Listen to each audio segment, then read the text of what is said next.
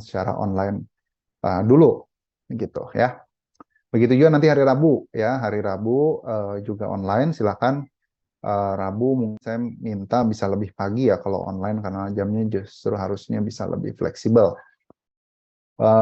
Silakan kalau misalkan kalian sambil istirahat, sambil makan, whatever, ya, yang penting dengarkan perkuliahan ini ya. Oke, Mangga, Christine off cam karena sakit dan tidak memungkinkan. Mangga, silakan, yang penting kalian mau dapat materinya. Oke, nah sebelum materi saya berikan, saya akan berikan dulu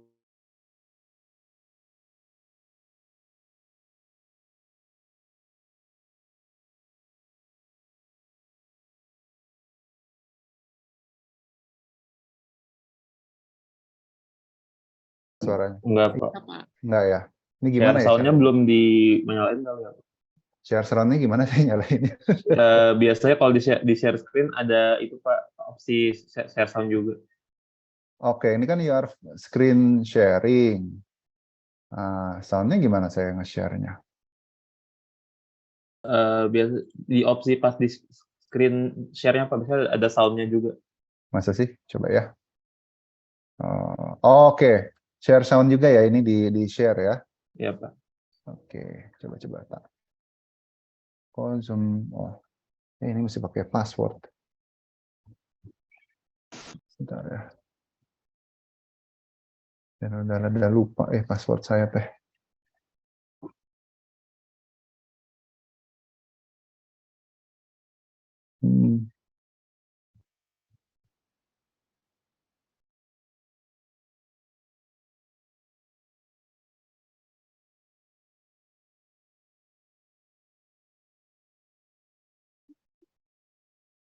Nggak bisa.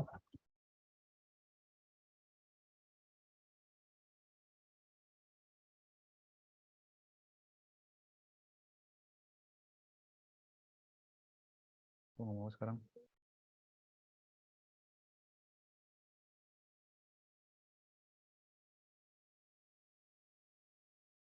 Stop share dulu coba. Bentar ya.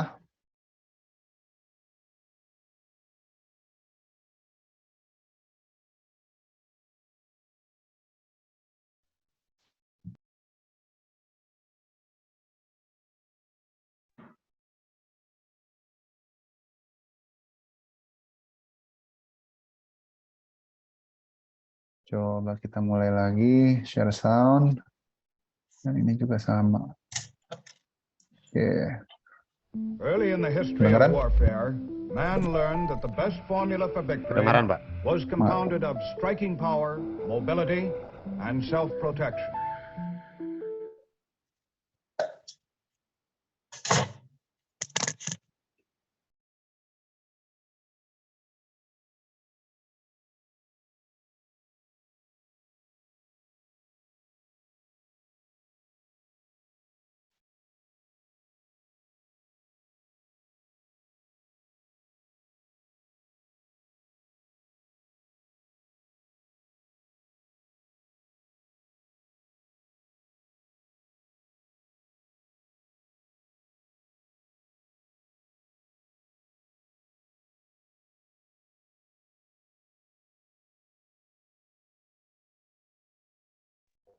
Pak, maaf videonya nggak jalan, Pak. Nggak jalan ya? Oke. Coba kalau saya nggak full screen. Sekalian nyoba juga ya. Jalan nggak? Udah jalan, Pak. Most of these bases cropped up after World War II, when the US set up in places like Germany and Japan to help maintain peace after an era of intense global war. But we cannot expect these people to discard Nazi ideas with the casual air with which they abandoned their uniforms. Slowly, steadily, they must be taught the fundamentals of democracy. Our task is to supervise this training in democracy. Even though these countries are now stable, robust democracies and allies, the US still has 50,000 troops in Japan and 54,000 in Germany. The Korean War influx of American infrastructure into the Korean Peninsula, where we now have 28,500 troops stationed. The Cold War made the U.S. expansion to every corner of the globe imperative to U.S. strategic goals. Here in Russia, you see the reason why we are spending billions of dollars in defense production.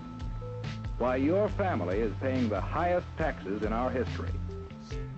But even now that the Cold War is over, there's not a place on Earth that's not still covered by U.S. military influence. This includes everything from naval compounds like those in Guantanamo Bay, to small drone bases like those in the Horn of Africa, to little-known posts in the middle of the Indian Ocean like that of Diego Garcia. And it's not cheap. Keeping U.S. foreign bases open costs taxpayers between $70 and $100 billion per year. That's more than any other government agency receives in taxpayer money, besides, of course, the Department of Defense itself.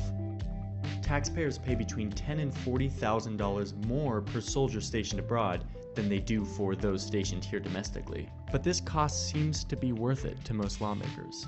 The idea that U.S. military leadership provides an indispensable stability to the globe is now a fixture of our global strategy and our foreign policy. In an uncertain world, full of breathtaking change, the one constant is American leadership. You can't have stability without American leadership. There's only one nation in the world capable of rallying the freedom-loving people of this planet to confront evil.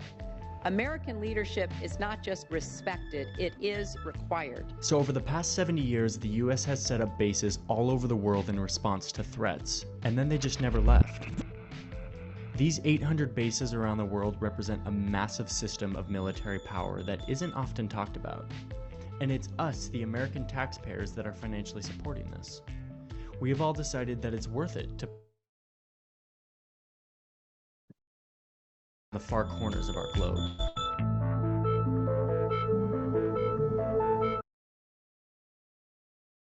Oke, kita coba satu lagi. My name is Jim Rickards. I'm a former advisor to the CIA, Department of Defense, and the White House.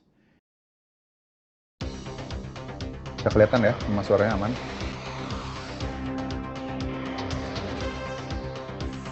This is the Joint Strike Fighter, or F-35 Lightning II. It's planned to be America's new advanced fighter jet. The $100 million plane is stealth, can fly at supersonic speeds, and one version can even take off and land vertically.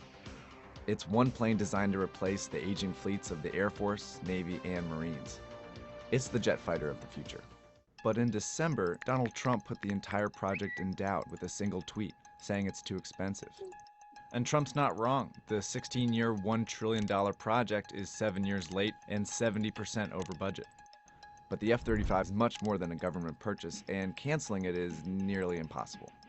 That's because it's deeply woven into the U.S. government, military, and economy. President Trump, meet the military-industrial complex.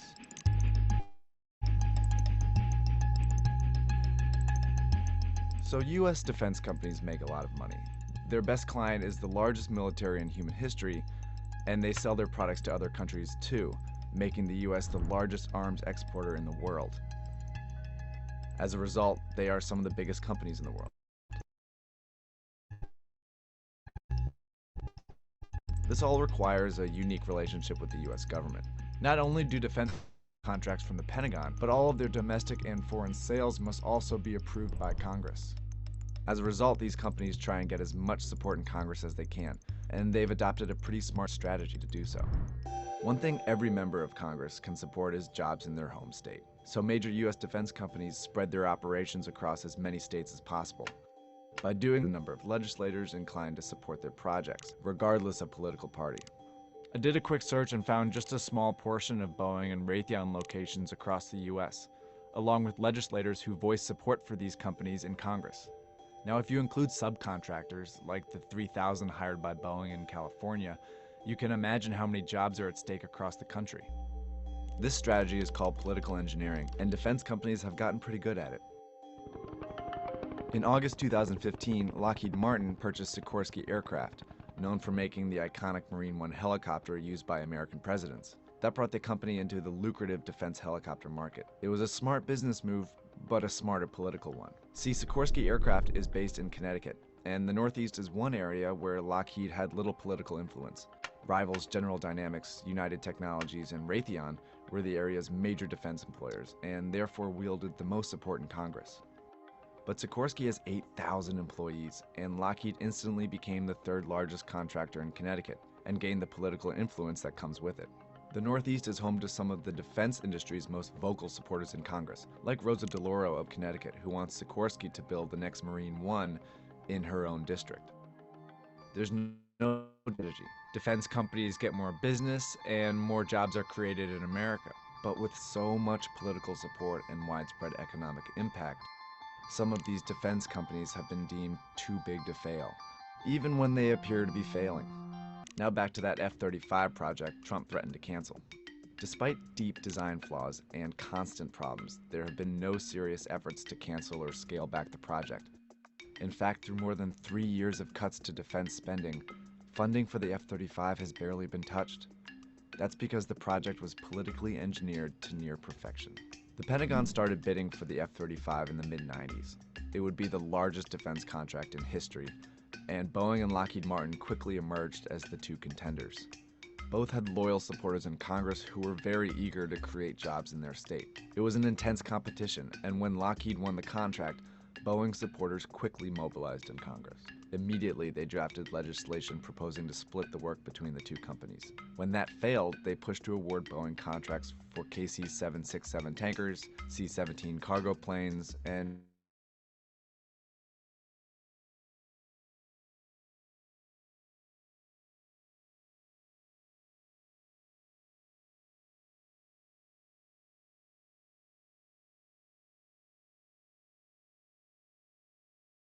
produced all over the country.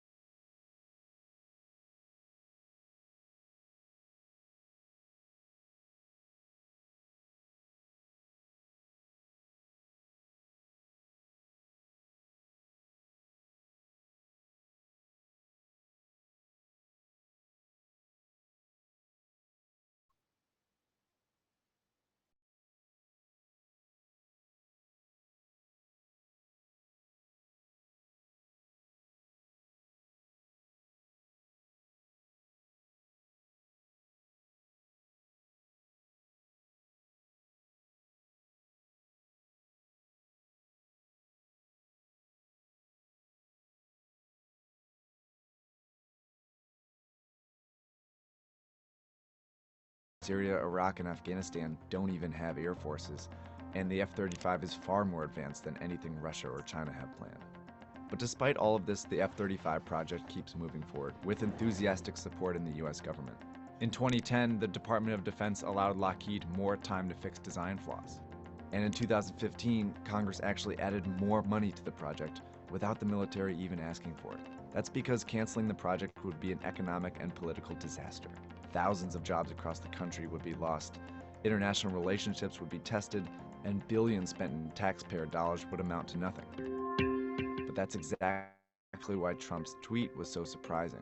See, traditionally, defense companies negotiate projects privately with Congress and the Pentagon, but Trump seems to want to take a more hands-on role in contract negotiations, which has completely rattled defense companies.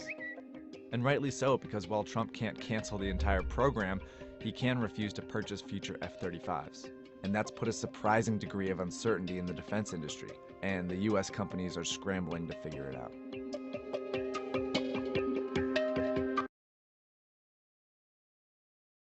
Oke, baik. Dua video tadi itu akan menjadi bahasan di pertemuan hari ini, walaupun ini pertemuan hari ini saya mungkin tidak akan terlalu lama ngebahasnya, karena udah ada appointment dengan dokter, tapi kita akan coba untuk meneruskan materi minggu lalu ya. Oke. Izin share screen. Sebentar.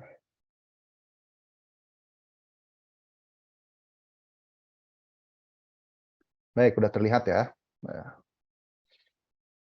Baik, ini adalah pertemuan keempat kita ini sebetulnya masih materi yang sifatnya basic dan bukan elementer tapi basic ya, dan tentang konsep dasar dan khusus keamanan regional dan internasional. Kalau keamanan nasional itu sengaja saya pisahkan karena materi tentang keamanan nasional itu ada sendiri nanti di mata kuliah pilihan di semester-semester berikutnya. Baik. Untuk ruang lingkup keamanan internasional yang tradisional, tentu saja kita harus lihat bahwa studi keamanan ini pertama memang sifatnya itu sangat realis positivistik, artinya sesuatu itu bisa diukur, dan sangat state-centric ya. Jadi keamanan itu sifatnya itu subjektif. Ini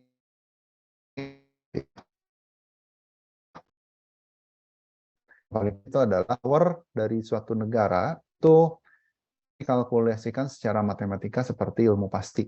Ilmu pasti itu dalam artian bahwa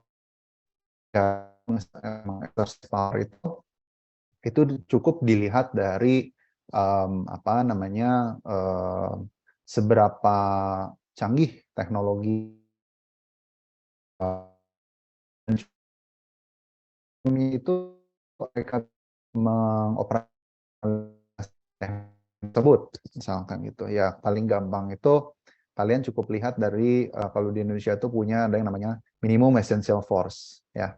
Itu dimensinya banyak, ada dimensi SDM, ada juga dimensi teknologi. Misalkan begini, kemarin Indonesia baru membeli Hercules terbaru ya, yang dimana tujuannya itu adalah untuk mencapai target minimum essential force dari sebuah negara yang tentu saja modernisasi alutsista itu hanya bisa ditentukan dari seberapa banyakkah negara tersebut memiliki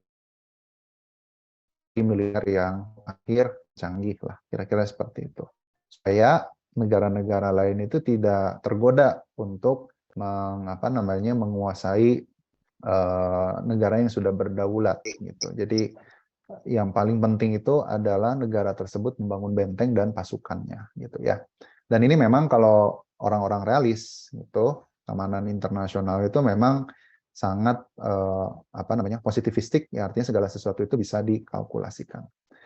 Kemudian yang berikutnya itu adalah zero sum game dan balance of power ya. Jadi kalau misalkan zero itu maksudnya keuntungan suatu negara itu setara dengan kerugian negara lain gitu. Jadi tidak ada kesetaraan dalam sebuah interaksi antar negara kalau kita bicara dalam konteks ancaman dan keamanan. Dalam konteks power, negara itu menyeimbangkan power tersebut untuk menghindari kondisi zero sum game. Atau zero sum game itu adalah kondisi di mana satu menang, satu kalah gitu ya. Jadi salah satu, bukan win-win solution. Jadi zero sum game itu bisa dibilang kebalikan dari win-win solution. Kalau zero sum game itu ada yang menang dan ada yang kalah gitu. Oke. Kemudian yang ketiga itu perlombaan kecanggihan teknologi senjata militer atau arms race dan arms dynamic dan nuclear deterrence itu yang biasanya ruang lingkup yang selalu dibahas dalam keamanan internasional ya. Jadi kalian harus pahami ini kita bicara dalam konteks keamanan internasional, internations ya, bukan global security ya.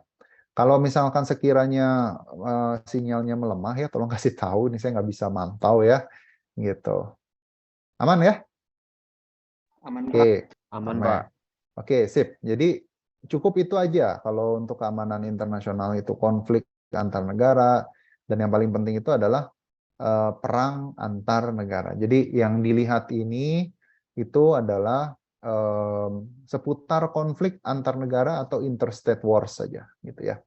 Ini memang lebih mudah untuk dikalkulasikan, dibuat skema-skema yang lebih positivistik misalkan. Sederhananya misalkan suatu negara menginvasi negara lain, negara tersebut itu dianggap kalah kalau misalkan beberapa objek vitalnya itu dikuasai oleh musuh, dan yang paling penting itu adalah hanya oleh musuh, dan yang paling penting itu adalah bagi efektif menjaga pemerintahan. Itu adalah basic daripada interstate wars. Nah, maka negara yang bersangkutan itu bisa mengklaim kemenangan dan negara satu itu mengklaim kalah gitu ya. Nggak ada yang mengklaim kalah ya, tapi dianggap kalah gitu ya. Nah, isu dan fenomena empirik dalam hubungan internasional nanti kita akan bahas di slide berikutnya. Berikutnya itu adalah kita fokus di hard power atau high security ya, disebutnya bisa high security atau hard power, jadi militer, dan kajian strategis. Nah, kajian strategis saya sudah katakan bahwa ini dulu kita belajar dalam 1 semester full. Yang paling penting yang kalian harus pahami, apa yang kita pahami atau kita pelajari dalam konteks keamanan internasional. Pertama, negara berdaulat memonopoli tugas dan fungsi keamanan nasional dalam bentuk kekuatan militer untuk kebutuhan pertahanan. Kemudian yang berikutnya, objek kebijakan keamanan adalah kedaulatan negara. Dan berikutnya, negara berdaulat memiliki otoritas yang sah dalam menggunakan kekuatan atau kekerasan untuk kepentingan keamanan. Nah, meaning-nya itu adalah yang menjadi sasaran utama dalam keamanan internasional atau kata kunci utama dalam, kalau kita bicara dalam keamanan internasional, ini aja gitu ya. Interstate wars ya, konflik antar negara berdaulat, kedaulatan itu sendiri, lalu kemudian militer, pokoknya yang sangat-sangat state-centric. Which is state-centric itu biasanya mahasiswa zaman sekarang itu agak sulit, memang tidak bisa disalahkan, saya juga dulu begitu, artinya nanti saya akan bicarakan kenapa studi keamanan, terutama yang mainstream dan internasional itu sulit sekali untuk disukai oleh mahasiswa dan terutama orang-orang awam. Kecuali kalau dia itu adalah orang-orang yang pernah bersentuhan atau berhubungan dengan militer. Misalkan dia anak kolong, anak tentara, pernah pacaran minimal dengan tentara, biasanya mereka lebih gampang. Gitu ya. Kenapa? Karena ketika kita bicara dalam konteks hard power, high security, atau high politics itu memang challenge untuk akses data itu sulit, gitu ya. Challenge-nya itu tadi yang saya katakan, akses ke data, nggak bisa setiap hari kita temukan, ya harus banyak baca seperti itu, sama seperti kalau misalkan kalian itu mau masuk ke sebuah batalion, itu kalian pasti akan bingung terlebih dahulu, saya masuk dari mana, gitu ya. Nah, seperti itu. Nah, masuknya itu tentu saja tidak bisa dari gerbang utama, karena itu adalah gerbang khusus untuk komandan. Meskipun Anda adalah anak komandan, tetap aja yang namanya orang sipil masuknya lewat jalan belakang. Ya. Oke. Nah, lanjut dulu. Jadi, konsep-konsep kunci dalam keamanan tradisional, yang kalau keamanan tradisional itu berarti saya bicaranya keamanan internasional ya. Maka di sini harus melihatnya itu adalah ada kata kunci seperti revolusi teknologi dan arms dynamic. Kita mengenal nanti ada yang disebut sebagai revolutionary military affairs ya. Bagaimanakah sebuah negara itu mencoba untuk keep up dengan militer atau keep up dengan teknologi-teknologi baru yang ditemukan itu untuk merasa diri mereka aman gitu ya. Nah, secara teoritis konsep yang kita gunakan banyaknya itu adalah konsep realisme gitu ya. Nah, ini pokoknya realis itu udah bahasannya keamanan internasional semua. Tapi belum tentu juga kalau misalkan apakah misalkan kalau saya pengen bahas tentang segala sesuatu yang bersifat militer itu harus dari perspektif teori atau kacamata. Kita bisa gunakan konstruksi memahami ada yang disebut sebagai budaya strategis, budaya militer. Itu biasanya orang-orang konstruktivis. Bahkan feminisme juga bisa, gitu ya. Isu-isu gender juga bisa masuk ke dalam kita gunakan sebagai perspektif teori dalam melihat isu-isu dalam militer. Misalkan begini, kalau kita bicara tentang militer udah cowok banget gitu ya, itu sangat manly gitu ya, konflik segala macam itu pasti secara gender itu identik dengan laki-laki lah, kira-kira seperti itu. Tapi kalau misalkan kita lihat apakah perempuan juga tidak punya kesempatan yang sama misalkan untuk berkiprah dalam militer? Ya bisa aja gitu ya. Biasanya teori-teori feminis akan concern misalkan tentang bagaimanakah kemudian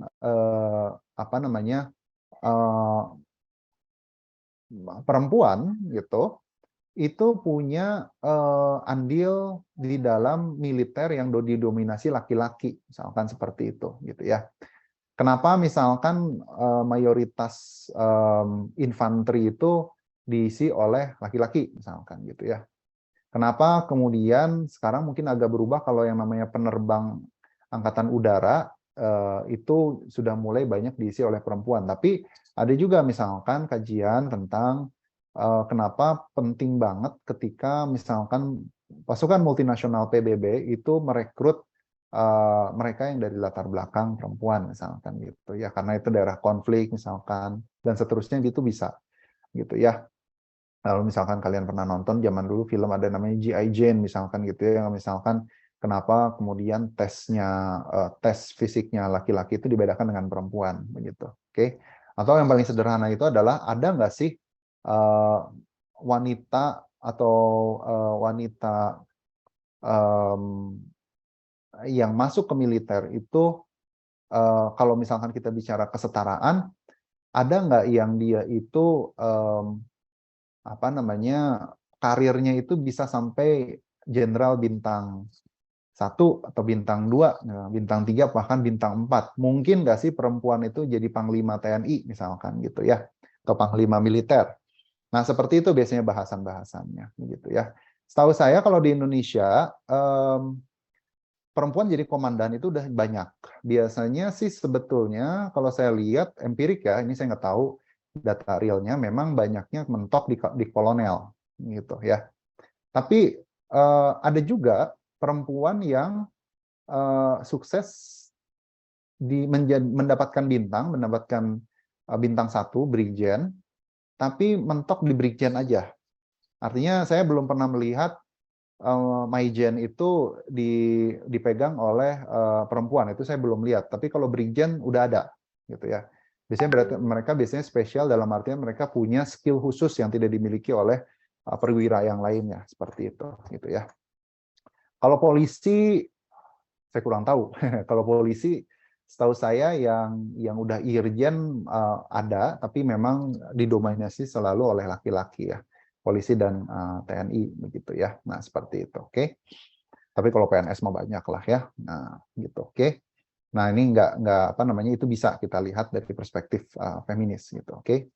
Lanjut dulu, interstate war and military strategy, ya kita juga bahas tentang deterrence, nuclear proliferation, studi strategis, itu minggu depan akan kita bahas spesifik ya, keamanan dan pertahanan. Oke, lanjut dulu.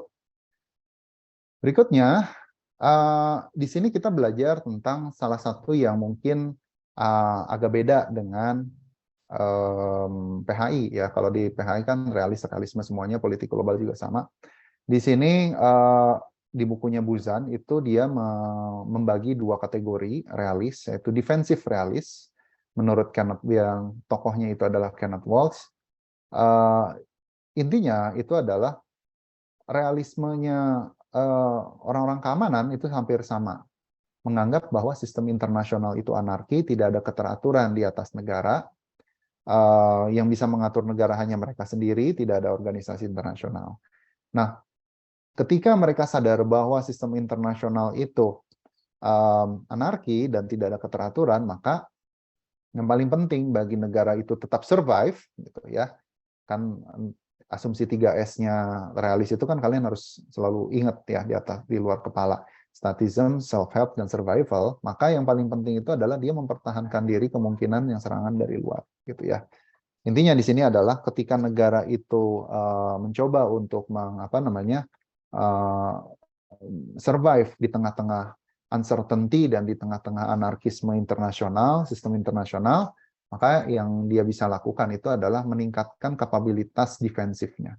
Biasanya ini kalian bisa lihat dari doktrin-doktrin militer yang sifatnya itu defensif, gitu ya. Dan mereka sangat jarang sekali melakukan ofensif. Nah, John Mearsheimer on the other hand itu mencoba untuk membuat kategori yang lain, gitu ya, yaitu dia lebih percaya bahwa tipe yang ini negara itu asumsi awalnya sama, bahwa dunia internasional, sistem internasional itu anarki, lalu kemudian tidak ada keteraturan di luar di atas negara dan seterusnya begitu ya. Pokoknya asumsi international system itu seperti neorealis. Tapi bedanya itu adalah bahwa negara yang sifatnya ofensif realis itu selalu mencoba untuk mengurangi ketidakaturan atau anarkisme tadi dengan planning atau menempatkan militer-militernya di seluruh dunia gitu ya, supaya bisa terkontrol dengan baik. Nah, itu yang kalian tonton di awal sebetulnya adalah salah satu contoh konkret daripada bagaimanakah ofensif realis itu diaplikasikan di dunia nyata gitu ya. Jadi Amerika Serikat itu memiliki banyak sekali, bahkan bisa sampai 850 US military base di seluruh dunia. Tujuannya itu adalah untuk make sure kepentingan nasional mereka dan sebagian kecil dari dunia dan aliansinya itu tetap terjaga. Misalkan alasan kenapa kemudian dia itu memiliki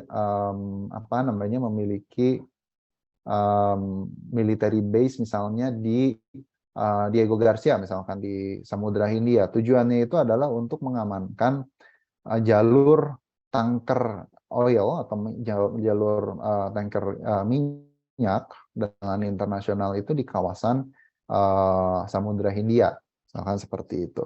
Sementara di Pasifik ada Guam, ada Hawaii, Mariana, saya lupa itu namanya apa. Tapi intinya adalah semuanya sama gitu. Adalah make sure bahwa tidak ada suatu kawasan yang tidak stabil. Kira-kira seperti itu. Karena ketakutan Amerika Serikat itu adalah justru destabilisasi begitu ya. Kecuali kalau mereka udah punya perhitungan khusus tentang destabilisasi itu tidak menyebar ke luar dunia luar seperti itu gitu ya. Nah, Cina juga sama, Arab Saudi juga sama, seperti yang saya nanti akan menjelaskan di politik global tentang regional hegemon. Tapi intinya adalah biasanya doktrin-doktrin militer yang mereka miliki itu adalah selalu bersifat doktrinnya itu ofensif, begitu ya. Pro-ofensif, preemptif, preventif, begitu ya. Jadi menyerang duluan sebelum diserang dan seterusnya. Gitu, oke. Berikutnya yang akan saya jelaskan itu adalah, nah, keamanan itu kalau di bukunya Barry Buzan, People, State, and Fear, ini kenapa kemudian kita itu harus berpikir secara kritis ketika kita itu mencoba untuk memahami, menjelaskan, dan mengkritisi yang namanya kebijakan-kebijakan keamanan. Ketika suatu negara itu mencoba untuk merumuskan suatu isu atau kebijakan keamanan, basic idea-nya itu adalah bahwa kalau kita sepakat keamanan itu adalah domain dan monopolinya negara, maka kita juga harus kritis bahwa ketika itu negara yang menentukan kebijakan keamanan, kita harus tahu bahwa yang namanya keamanan itu hanya ditentukan oleh persepsi ancaman, threat perception. Dan threat perception itu ditentukan dari berbagai macam kategori, gitu ya. Mulai dari uncertainty, ketidakpastian dinamika politik internasional. Yang paling penting itu adalah vulnerabilities atau kerentanan yang dimiliki oleh suatu negara. Lalu kemudian yang paling penting adalah kerentanan itu ditentukan dari postur pertahanannya. Dia punya apa sih gitu ya. Saya pikir ini Prof. Yanian kayaknya udah pernah memberikan ini, tapi intinya adalah kita harus tahu dulu bahwa negara itu mempersepsikan ancaman itu konkret atau tidak, karena yang namanya ancaman oleh negara itu sifatnya sangat-sangat subjektif. Nah, kita harus kritis bahwa betul nggak sih negara itu ketika menganggap ada suatu ancaman itu adalah ancaman yang objektif. Memang berdasarkan kebutuhan masyarakat, bukan hanya sekedar tadi yang dikatakan oleh video pertama itu adalah untuk misalkan kebutuhan hegemoni Amerika Serikat, atau di video kedua itu hanya untuk kebutuhan bisnis antara Kongres dengan defense industry dan job seeker saja. Yang kita lihat sekarang dengan adanya perang di Ukraine and Russia itu salah satu dampaknya itu adalah dengan perbantukannya Ukraina dengan persenjataan NATO, dampaknya yang kalian lihat sendiri bahwa industri pertahanan ini adalah industri yang sekarang paling menguntungkan gitu ya. Dan juga paling menyerap banyak sekali tenaga kerja. Karena dia hanya bisa berjalan, dia hanya bisa running kalau misalkan perang itu ada gitu ya. Hanya itu aja bisa dilakukan gitu. Kalau perang nggak ada ya industri pertahanan juga pasti akan bangkrut seperti itu gitu ya. Nah, makanya ada yang disebut sebagai tadi di video yang kedua, ada yang disebut sebagai military industrial complex. Itu memang istilah yang pertama kali dikemukakan oleh Dwight Eisenhower yang memberikan di final statementnya dia sebagai presiden itu sebetulnya dia mencoba untuk mewarning. Ini yang namanya military industrial complex ini sebetulnya adalah makhluk yang berbahaya. Karena kadang yang namanya military industrial complex itu tujuannya bukan untuk benar-benar untuk defense industry yang tujuannya itu adalah untuk kebutuhan militer, which is itu adalah public service atau public goods. Kadang-kadang dia digunakan untuk bisnis saja, untuk profit. Nah, ini yang harus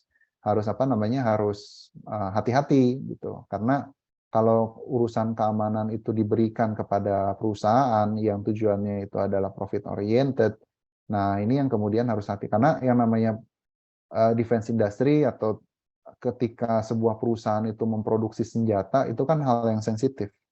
Dia itu akan meningkatkan power begitu ya. Nah, itu mungkin tidak etis ya. Karena ya itu tadi yang sejatinya bahwa yang namanya negara itu ketika kita sepakat bahwa negara itu harusnya menjaga keamanan dengan kapabilitas yang mereka miliki, maka spending budget yang mereka keluarkan itu harus sesuai dengan kebutuhan masyarakat. Gitu. Tidak overwhelming. Makanya sebetulnya di video yang kedua, tweetnya si Donald Trump itu tidak salah disebutnya. Karena memang betul over budget F-35 itu. Nah, over budget itu karena memang belum ada negara yang bahkan mampu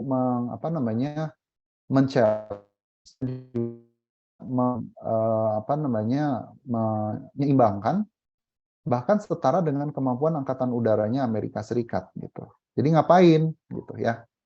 Seperti itu. Proyeknya udah lama, makan biaya yang sangat besar begitu. Dan negara lain juga belum punya kemampuan yang di bawahnya F-35 seperti itu gitu ya. Jadi lebih baik memaintain yang ada tanpa membuat yang baru. Nah, ini sebetulnya menjadi perdebatan di Amerika Serikat. Sama seperti kalau kalian pernah dengar kenapa sih proyeknya NASA itu banyak dicabut misalkan gitu, karena memang orientasi atau tujuannya apa gitu ya. Nah, seperti itu. Di Indonesia juga sama lah kira-kira seperti itu.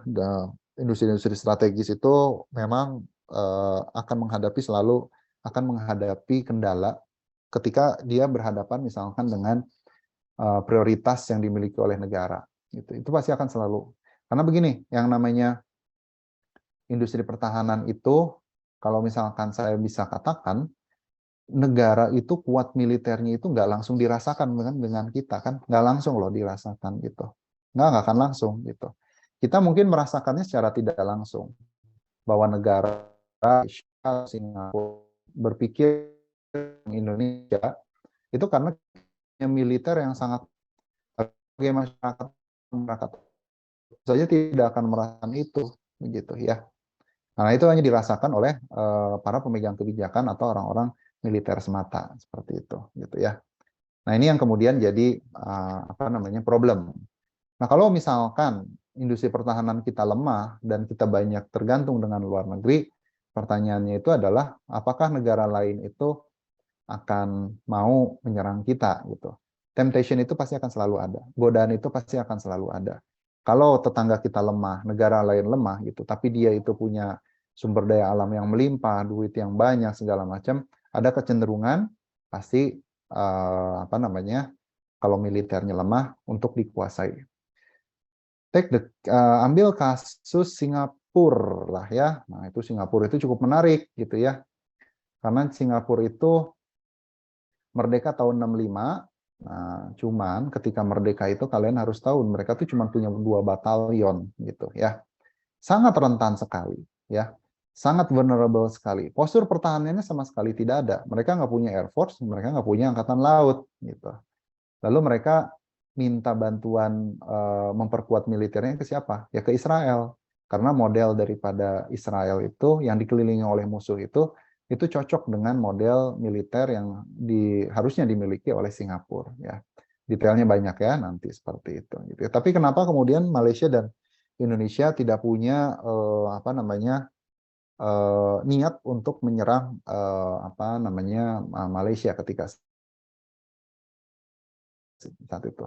Tahun 66 yang kita bisa lihat, Indonesia lagi sibuk karena peristiwa Gestapo, dan yang paling penting itu adalah Malaysia juga nggak mungkin menyerang negara yang baru merdeka, yang dulunya itu adalah bagian dari mereka sendiri, seperti itu. Jadi ngapain nyerang Malaysia, nyerang Singapura, wong itu adalah dulunya punya mereka kan gitu. Ya, seperti itu. Oke. Nah, lanjut dulu. Ini sebetulnya masih banyak ya. Oke. Kenapa negara? Ya, jadi kalau misalkan kita lihat negara itu yang menjadi perhatian fokus utama dari keamanan internasional itu banyak sekali alasannya. Pertama itu adalah negara itu konstruksi politik internasional, jadi yang membentuk politik internasional itu hanya negara. Apakah non-negara itu tidak bisa? Ya bisa aja, tapi berdasarkan pengalaman biasanya negara lebih dominan. Gitu ya.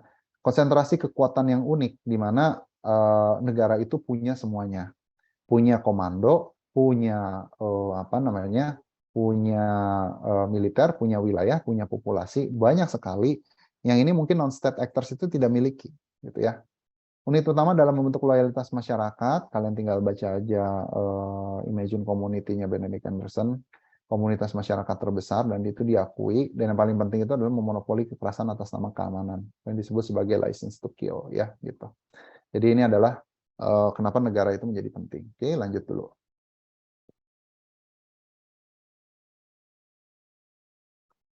Oke, kalau misalkan kita lihat, ini sebetulnya dari realis perspektif, 4 komponen penting dalam keamanan dari kaum realis itu adalah pertama, melihat kemampuan negaranya untuk bisa bertahan secara fisik dengan aman melalui pendekatan militeristik dan kecanggihan teknologi, mengasumsikan negara mampu mempertahankan negaranya secara otonom, menekankan pada aspek pembangunan nasional untuk melanjutkan dan memperkuat ekonomi negara, dan kedaulatan sebagai suatu instrumen yang penting untuk dilindungi dari ancaman. Artinya kalau kita bicara tentang realis, ya persepsi tentang realis itu, asumsi tentang realis itu banyak banget. Tapi kalian saya pikir cukup yang 3 aja ya, statism, self-help, dan sebetulnya. Kalau di kebijakan, keamanan internasional, itu biasanya memang kita juga ada yang disebut sebagai realis dispute. Nah, menurut Mearsheimer itu ada 2, ada offensive dan defensive realis ya. Defensive realis itu adalah ini yang tadi saya udah jelaskan ya. Saya satu lagi sebetulnya bukan ini, tapi ada yang disebut sebagai dilema, defense dilema, dan juga security dilema ya. Yang tadi yang offensive realis, defensive realis sudah saya jelaskan tadi. Nah, kalau untuk security studies teorinya banyak ya, nanti kalian baca sendiri di Paul D. Williams ya, atau di Callan Collins ya. Oleh realisme tadi sudah panjang lebar saya jelaskan. Pluralisme itu fokusnya itu adalah bahwa negara-negara itu tidak lagi merupakan aktor yang berpengaruh dan punya peran dalam studi keamanan. Isu-isu tentang law politics, isu-isu tentang bagaimanakah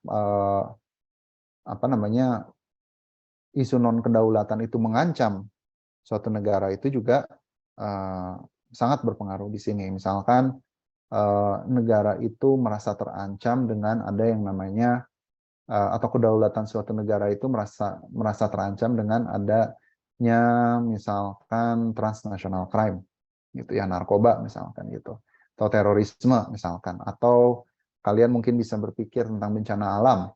Atau misalkan bagaimanakah non-state actors itu memiliki kuasa untuk mempengaruhi kebijakan suatu negara melalui MNC, multinational corporations, itu bisa begitu ya.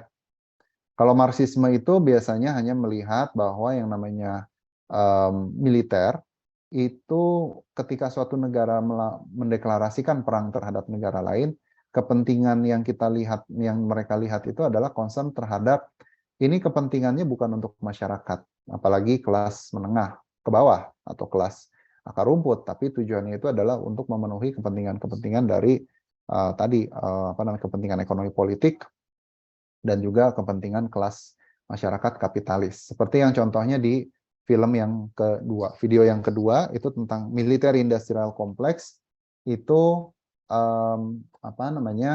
orang-orang Marxis akan selalu melihat bahwa yang namanya militer suatu negara itu ditingkatkan, tujuannya bukan untuk pertahanan yang notabene itu adalah public service atau public goods gitu, tapi tujuannya itu adalah untuk profit, untuk capital gain, untuk untuk memenuhi industri-industri yang dia itu tujuannya itu adalah untuk profit oriented gitu ya. Nah, kalau sosial konstruktivisme ini banyaknya kita akan bahas di keamanan-keamanan yang sifatnya non tradisional. Kita akan mempertanyakan apakah kemudian sebuah negara itu menganggap sesuatu ancaman itu adalah ancaman yang objektif, dan siapakah yang kemudian layak untuk diamankan, apakah masyarakat atau negara. Dan yang paling penting itu adalah apakah kemudian negara itu ketika mereka menganggap dirinya aman, otomatis masyarakatnya juga aman atau isinya semua aman, gitu ya? Belum tentu, gitu ya.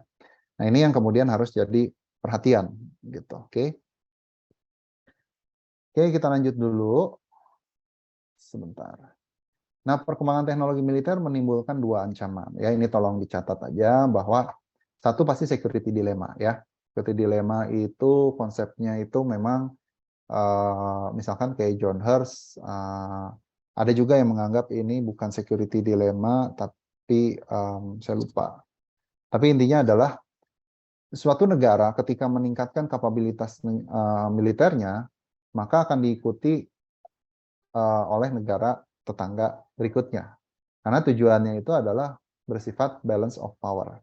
Nah, jadi interaksi antar negara itu selalu sifatnya konfliktual dan kompetisi gitu. Nah, ini memang nature gitu ya. Meskipun kita punya banyak sekali kerjasama yang sifatnya soft power, kita banyak sekali kerjasama MOU, lalu kemudian kita kadang duduk dalam satu forum, misalkan di organisasi regional seperti ASEAN, tetap prinsip-prinsip security dilemma ini pasti akan selalu ada, gitu ya. Temptation negara lain itu akan menginvasi suatu negara itu pasti akan selalu ada, begitu ya. Makanya negara suatu kawasan itu pasti umumnya selalu akan meningkatkan kapabilitas militernya, begitu. Tapi ada juga konsep bukunya Buzan, People, States, and Fear, yaitu tentang ada yang disebut sebagai defense dilemma. Ya, defense dilemma ini agak sedikit berbeda dengan security dilemma, di mana peningkatan kapabilitas teknologi militer suatu negara tidak menjamin keamanan negara tersebut, karena tidak semua ancaman dapat diatasi oleh kekuatan dan kecanggihan teknologi militer, begitu ya. Dan tentu saja kita bisa melihat urgensinya apa. Amerika Serikat itu dan people of United States itu membayar huge amount of taxpayer, gitu ya. Dan pajak yang sangat besar itu untuk membiayai militer, gitu. Karena yang namanya militer itu yang mau nggak mau harus dari APBN, begitu ya. Nah, itu sebetulnya apakah worth it atau tidak, gitu ya. Dan apakah semua ancaman itu pasti bisa ditanggulangi menggunakan pendekatan militeristik, gitu. Dan dilema yang berikutnya itu adalah setiap negara itu meningkatkan kapabilitas militer, khawatir akan diambil oleh aktor non-negara untuk kepentingan politik kekerasan, gitu ya. Walaupun ini dalam konteks terorisme belum pernah dan mungkin tidak akan pernah suatu aktor non-negara seperti teroris itu memiliki kemampuan atau kapabilitas militer setara dengan negara, apalagi sampai memiliki nuklir, gitu ya.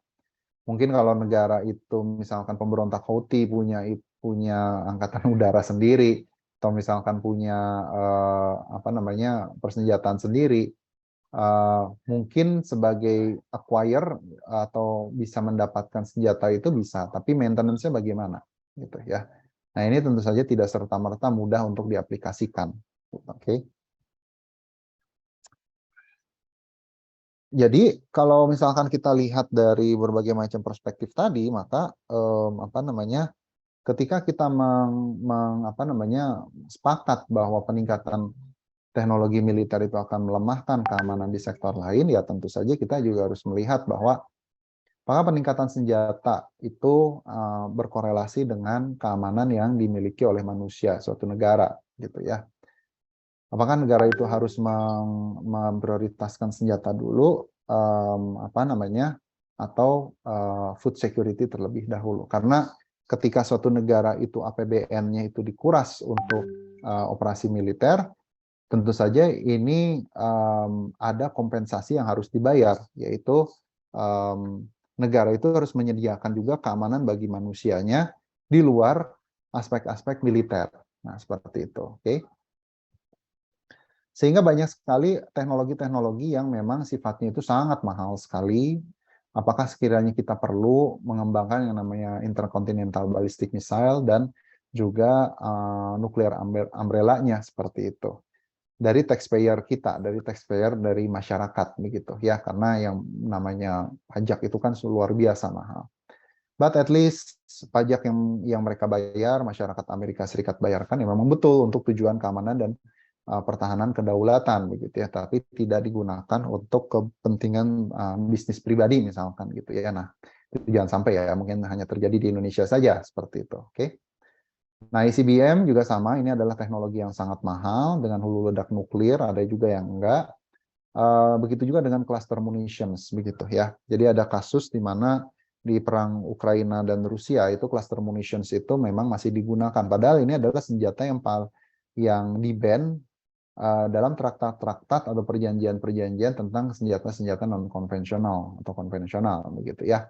Karena disinilah yang cluster bombs ini dianggap sebagai senjata yang tidak memenuhi kaidah-kaidah hukum perang yang sifatnya itu adalah indiscriminate weapons gitu ya, karena ini sifatnya itu kayak random target gitu ya. Padahal yang namanya senjata militer itu harus akurasinya sangat tinggi gitu ya.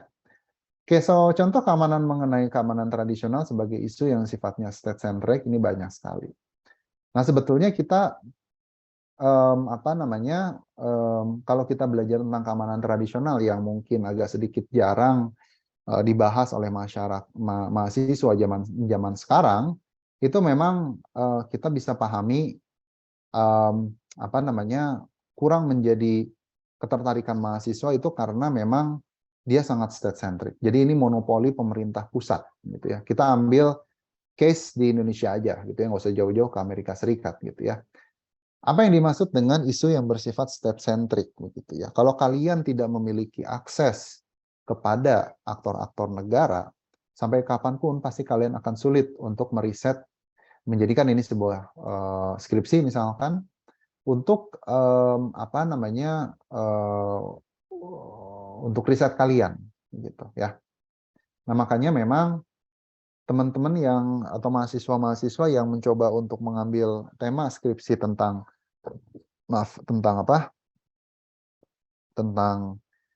isu-isu yang sifatnya mainstream, itu makin kesini makin jarang. Kenapa? Karena isu-isu mainstream itu kendala yang paling utama yang selalu dihadapi oleh mahasiswa, terutama S1 ya, terutama sangat terutama S1. Kalau S3 saya pikir nggak terlalu sulit ya. Itu adalah effort yang ekstra bagi mahasiswa S1 untuk dapat mengakses data dan dapat network ke sumber data gitu. Artinya even ini juga terjadi di skripsi-skripsi yang membahas tentang diplomasi, apalagi diplomasi yang sifatnya G2G gitu. Jadi kalau misalkan kalian bicara tentang diplomasi, jangan pernah berpikir, saya sering temukan di skripsi mahasiswa, itu adalah diplomasi itu kayak hasilnya, enggak. Tapi proses untuk mencapai hasil itulah yang kemudian disebut sebagai diplomasi. Ada negosiasinya, ada duduk berbarengnya, atau ada forumnya, sampai dengan follow up-nya itu bagaimana. Bahkan ada diplomasi-diplomasi yang sifatnya itu adalah non-formal. Nah, itu sulit kita dapatkan datanya. Non-formal tuh kalau misalkan gini, kenapa sih yang namanya Declaration Code of Conduct-nya Laut Cina Selatan tuh sampai detik ini, meskipun kemarin udah ada kemajuan, tapi sampai dengan sekarang masih belum ada kata sepakat, masih stalemate, masih buntu, gitu ya. Dan yang membuat buntu itu adalah Laos dan Kamboja. Padahal dulu kedua negara ini awalnya sempat setuju, tapi ada pengaruh yang diberikan oleh China. Apa pengaruhnya? Apa diplomasinya? Nah, itulah yang disebut sebagai diplomasi non formal. Ngapain aja itu diplomat Cina bisa ngedeketin Laos dan Kamboja, sampai Laos dan Kamboja itu mau merusak komitmen di awal terhadap ASEAN. Nah, itu adalah sebetulnya data yang harus kalian cari, dan itu sulitnya minta ampun. Karena pasti tiap kalau misalkan kalian nanya ke diplomat, tentu saja tidak akan serta-merta mereka mengakui, misalkan dikasih duit berapa, lalu kemudian dikasih entertainment gimana, gitu ya. Lalu kemudian dikasih kompensasi-kompensasi tertentu, itu sulit, gitu ya. Atau ada ada operasi intelijen sesuatu, karena diplomat juga punya fungsi intelijen, gitu ya. Nah, itu yang sulit, gitu ya. Jadi jangan pernah berpikir bahwa isu-isu diplomasi itu adalah isu yang mudah. Karena kita mengenal yang namanya soft power, kita mengenal yang namanya diplomasi publik, gitu ya. Kita mengenal dengan yang namanya para diplomasi, seolah-olah dengan membumikan diplomasi kita cukup membahas hal-hal yang sifatnya receh. Receh itu misalkan ya diplomasi ekonomi, misalkan diplomasi budaya, diplomasi apapun, diplomasi gastro misalkan. Tapi kita melupakan konsep utama dari diplomasi itu sendiri. Apa konsep utama dari diplomasi itu sendiri? Bagaimana diplomasi itu bisa membuat change of behavior daripada negara yang bersangkutan atau negara lawan. Basisnya ketika kita berbicara tentang diplomasi selalu berbasis kepada kepentingan nasional. National interest kita apa? Gitu ya. Walaupun itu adalah konteksnya diplomasi publik, Kemlu punya organisasi struktur organisasi diplomasi publik, direkturnya ada. Nah, tapi fungsi mereka itu melakukan diplomasi publik, at the end of the day itu pasti akan selalu merujuk atau berpatokan dengan yang namanya national interest. So there is no such thing as an free lunch kalau kita bicara tentang diplomasi. Selalu kita bicaranya itu adalah investment apa yang diberikan oleh diplomasi itu untuk kepentingan nasional. Even itu adalah diplomasi-diplomasi yang sifatnya low politics. Tetap itu kita harus melihatnya adalah national interest, gitu ya. Sekalipun mediumnya itu adalah low politics atau soft power, tetap national interest itu menjadi concern utama, gitu ya. Jadi jangan sampai saya menemukan lagi skripsi yang isinya itu misalkan tentang diplomasi publik, soft power, tapi di bagian analisis itu isinya tuh cuman pameran budaya, pameran makanan, pameran ini itu, gitu ya, dilakukan di mana, begitu ya. Lalu kemudian yang datang siapa aja, begitu. Lalu kemudian antusiasme masyarakatnya bagaimana, udah sampai situ. Tapi tidak ada dampaknya bagaimana kemudian itu bisa mempengaruhi kebijakan suatu negara. Karena at the end of the day, national interest and foreign policy itu menjadi instrumen yang paling penting daripada diplomasi itu sendiri, gitu ya. Kalau misalkan diplomasi atau pamerannya segala macam itu salah satu mediumnya aja. Tapi bagaimanakah kemudian medium itu bisa melakukan pressure terhadap negara yang bersangkutan? Gitu ya. Jadi misalkan begini, kalau kalian pengen membahas mengenai gastrodiplomasi di Jerman, gitu ya. Tapi jangan sampai hanya batasannya itu adalah pameran yang dilakukan oleh UMKM Indonesia yang difasilitasi oleh Kemlu, yang kemudian itu didatangi dan dikunjungi oleh masyarakat Jerman. Udah berhenti sampai situ, itu mah bukan HI ya.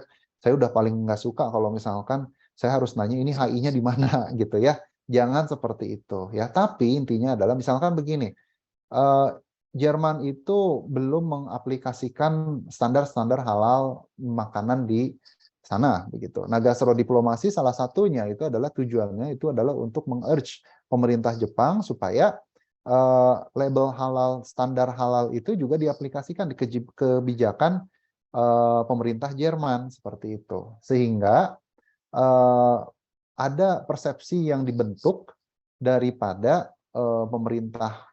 pemerintah Jermannya itu mengenai makanan-makanan yang sifatnya halal, bahwa halal itu tidak berarti identik dengan budaya tertentu misalkan begitu. Tapi intinya adalah bagaimana Jerman itu bisa mengubah kebijakan itu melalui diplomasi tersebut. Meskipun memang harus diakui bahwa ini belum langsung dieksekusi, tapi tujuan kenapa kemudian Kemlu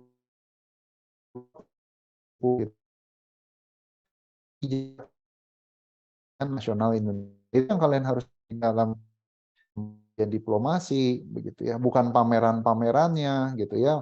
Oh, hari Senin misalkan pameran tentang masakan Padang, hari Selasa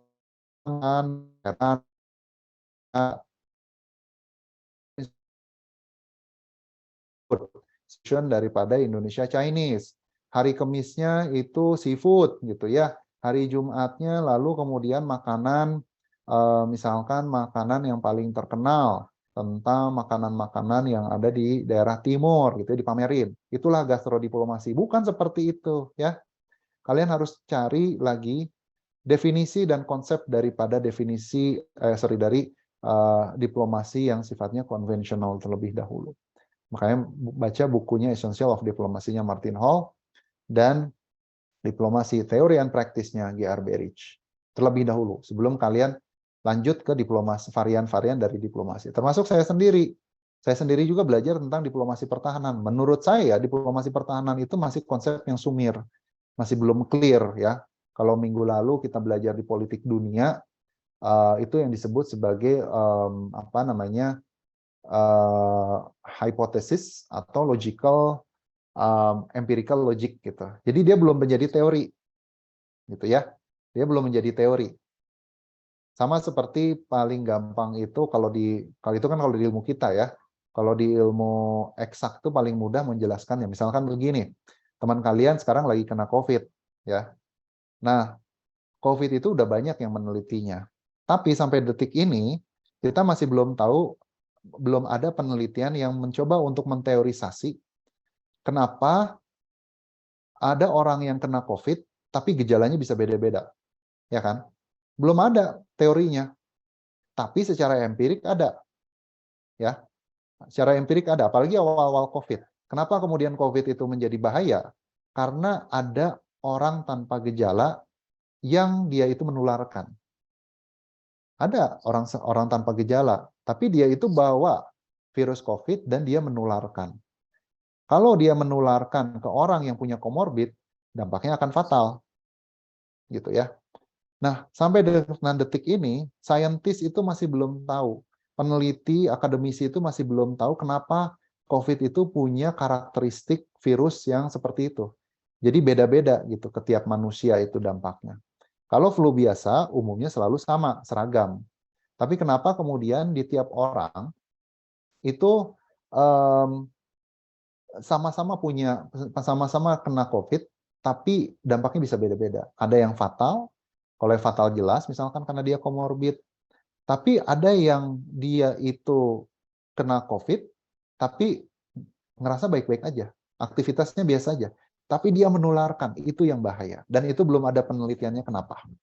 Nah itu kalau minggu lalu di politik sebagai empirik logik jadi secara empirik, secara fenomena di lapangan itu ditemukan ada jenisnya, ada fenomenanya gitu. Ada mampu menteorisasi itu menjadi sesuatu yang general gitu ya. Nah, seperti itu gitu, oke. Nah, kita lanjut dulu. Oke, berikutnya itu adalah ini yang paling penting ya. Kalau kita ambil isu kasus di Indonesia, kita pernah mengenal, kita tahu ada yang namanya Undang-Undang 23 tahun 2014 tentang pemerintahan daerah. Dengan revisi Undang-Undang tahun 2004, itu adalah otonomi daerah. Ya. Nah, otonomi daerah itu tidak mengikutsertakan dua urusan di atas, yaitu urusan pertahanan dan kebijakan luar negeri. Urusan pertahanan dan kebijakan luar negeri itu masih domainnya dan kewenangan dari pemerintah pusat. Gitu ya. Jadi makanya daerah itu tidak pernah punya struktur organisasi namanya Dinas Kebijakan Luar Negeri. Gitu ya. Pemprov Jabar misalkan gitu ya, nggak ada gitu ya. Ada juga Dinas Otonomi Daerah dan Kerjasama Luar Negeri, tapi dia tidak tugasnya bukan merumuskan kebijakan luar negeri, bukan urusan mereka. Bisa saja bahwa struktur itu, dinas itu punya kerjasama dengan negara lain, fine, tapi tetap harus lewat fasilitator Kementerian Luar Negeri. Dan di luar negeri juga tidak ada kedutaan besar Republik Indonesia Pemprov Jawa Barat misalkan, itu nggak ada gitu ya, seperti itu. Dan yang berikutnya itu adalah Kementerian Pertahanan. Di Jawa Barat sendiri di Pemprov misalkan gitu, itu tidak ada yang namanya Dinas Pertahanan Daerah. Dulu sempat ada, dulu mau ada ya, tapi dibatalkan gitu karena banyak kritik ya, karena kan di dinas di Pemda itu udah ada yang namanya Kesbangpol gitu ya. Jadi ngapain lagi ada dinas pertahanan kalau Kesbangpol aja fungsinya sama begitu ya. Nah, ini memang banyak sekali kritik kenapa kemudian zamannya Ria Mizard ya, Menhan kita itu dulu itu minta ada yang namanya pertahanan daerah. Karena si Evan Laksmana itu mengatakan bahwa dinas pertahanan daerah itu kalau misalkan itu diisi militer, tujuan itu adalah untuk menyebarkan dan memberikan jabatan-jabatan struktural kepada para perwira yang non-job, yang memiliki jabatan. Nah, itu yang khawatirnya gitu ya. Jadi memang ini tidak sesuai dengan cita-cita dari reformasi, kira-kira seperti itu gitu ya. Bahwa yang namanya pertahanan itu ya tetap harus dimiliki oleh daerah gitu. Dimiliki oleh pusat, dan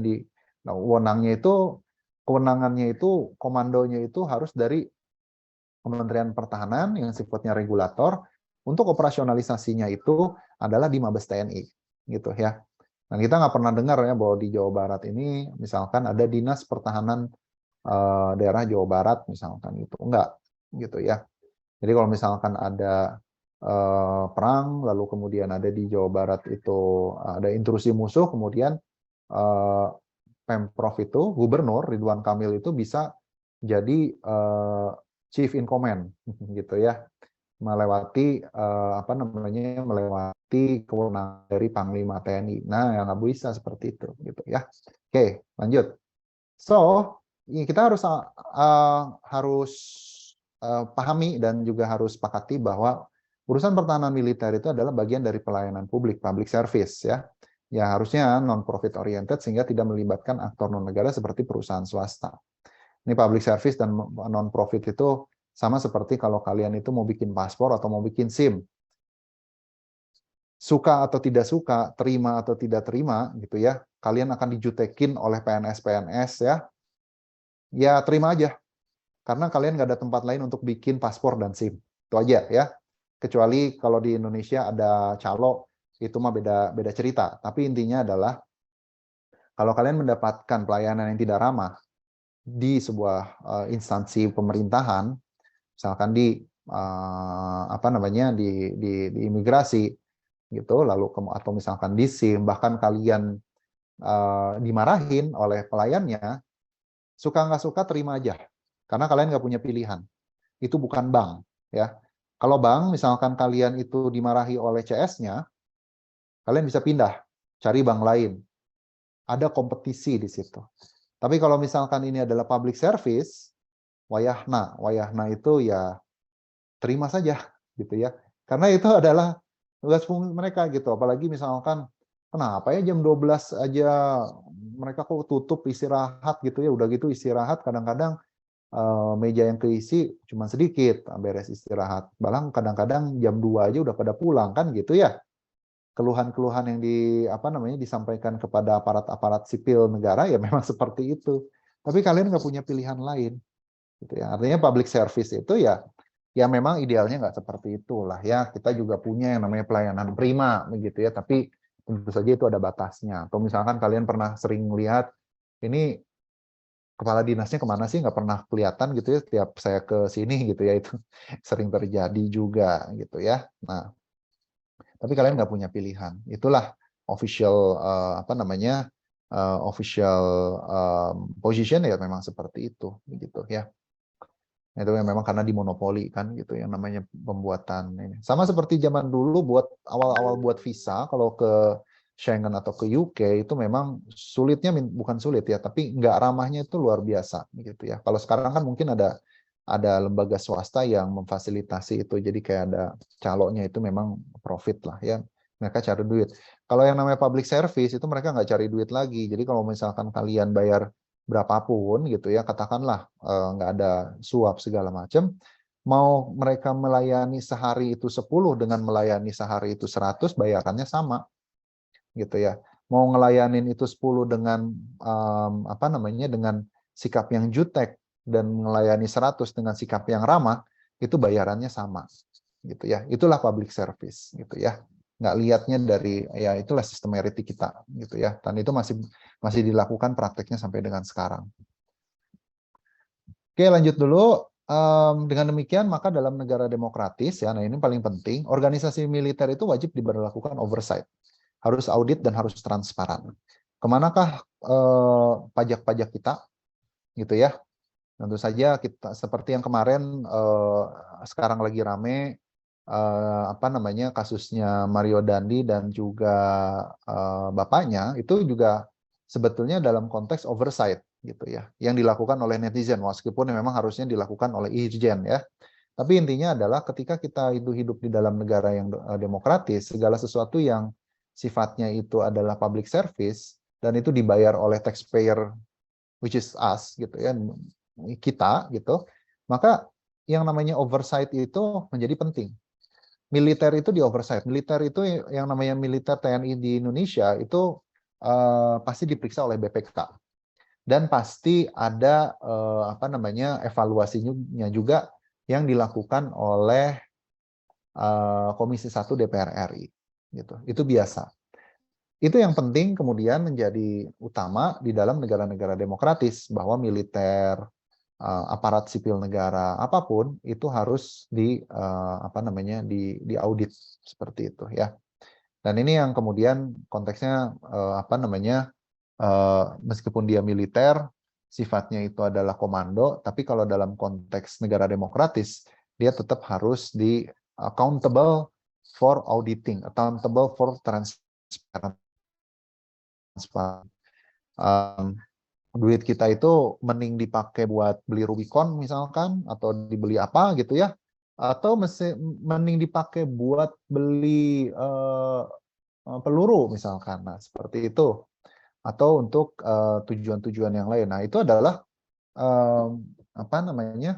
yang seharusnya muncul di dalam pertanyaan-pertanyaan seperti itu. Oke, nah lanjut dulu. Bagaimana dengan ancaman yang tidak dapat ditanggulangi oleh kekuatan militer? Nah ini nanti kita akan pelajari di pertemuan-pertemuan berikutnya di kajian keamanan non-tradisional, begitu ya. Karena ini hari ini kita masih fokus, mungkin minggu depan juga sama dengan keamanan yang sifatnya tradisional, gitu ya. Lanjut dulu. Oke, keamanan regional. Nah ini keamanan regional saya akan berikan poin-poin utamanya ya. Pertama, keamanan regional itu sebetulnya tujuan utamanya itu adalah bagaimanakah kawasan itu menganggap diri mereka itu memiliki persepsi ancaman yang sama. Tujuan dari keamanan regional itu adalah membentuk yang namanya kolektif security lah ya gitu, atau sebuah rezim atau sebuah organisasi kawasan yang mereka itu aman dan merasa persepsi ancaman itu sama satu dengan yang lainnya. Dan yang paling penting itu adalah membentuk sebuah kawasan yang secara ideal itu persepsi ancamannya sama dan juga kebijakan keamanannya sama gitu. Nah, itu yang sulit. Kenapa? Karena kita mengenal dalam regional security adalah konsep relativism, di mana persepsi ancaman suatu negara itu berbeda relatif dengan yang lainnya. Artinya suatu negara itu belum tentu ASEAN misalkan gitu ya. Indonesia menganggap terorisme itu adalah ancaman karena pernah terjadi yang namanya bom Bali pertama dan bom Natal dan bom Bali pertama. Tapi negara-negara lain itu kan nggak pernah mengalami hal yang sama gitu. Nah, bagaimanakah kalau misalkan kita membentuk sebuah pasukan bersama begitu. Nah, tentu saja tidak semua negara pasti akan setuju karena persepsinya pasti beda-beda. Ada yang masih tradisional, ada yang masih non-tradisional gitu ya. Padahal yang namanya ancaman terorisme itu sifatnya transnasional gitu ya. Nah, lalu berikutnya itu adalah security complex problem in regional security. Kalau misalkan kita membentuk keamanan kolektif dalam satu kawasan itu sulit. Kalau misalkan tidak ada negara di luar sana yang mencoba untuk menyatukan itu semua gitu ya. Seperti NATO gitu ya. Karena ASEAN itu ASEAN Political Security Community itu bukan modelnya NATO.